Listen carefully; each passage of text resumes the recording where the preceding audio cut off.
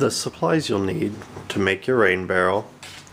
I'm using some charcoal fiberglass screen. You can buy this at any box store, and this was about $8 for a 36-inch by 84-inch package.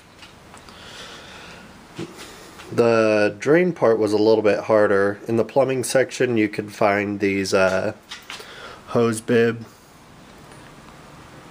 This is a 1/2-inch one with the open close valve there on the top, but you can't find like lock nuts or washers to fit this part because the inner diameter is 1/2 inch, which makes for a very weird outer diameter. But under the electrical section of your box store you can find conduit lock nuts. You want the 1/2 inch there, and then a reducing washer with the inner diameter of a 1/2 inch. The exterior size is going to be 3/4 of an inch. And then if you don't already have like a Sawzall or something, I bought a handsaw to cut out the lid. I'll show you how to do that in a moment. And last, what you're going to need is one of these. This is the 55-gallon food grade drum. I bought this from a person. It had a bunch of stickers on it. Apparently the guy loves pickles. This was a 55-gallon drum of pickles, sliced pickles.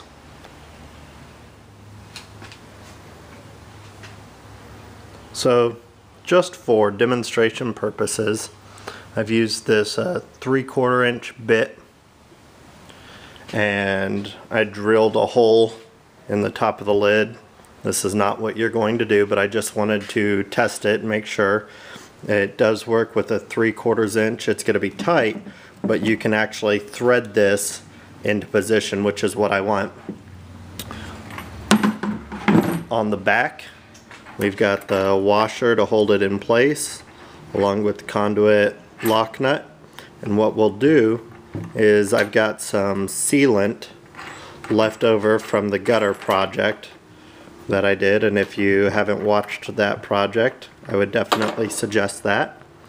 But I'm going to run sealant all the way along this inside thread, then put the washer on, and then lock it all back into place. Of course, I'm not going to do that on the lid. That wouldn't make sense, but I wanted to test it before I started drilling holes into the barrel.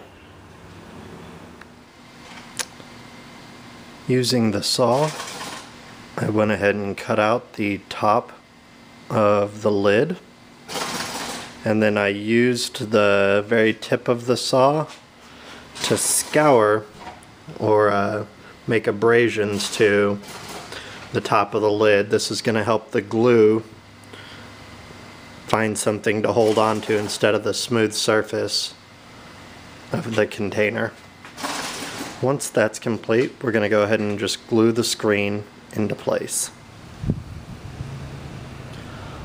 While our lids are drying out here in the sun, we're going to go ahead and begin the work on the barrel. So remember how we drilled the 3/4 hole into the lid just to test it out? We're going to do one of those here at the bottom. That's the top. At the bottom, right here at the top of this ring. So let's go ahead and drill that in.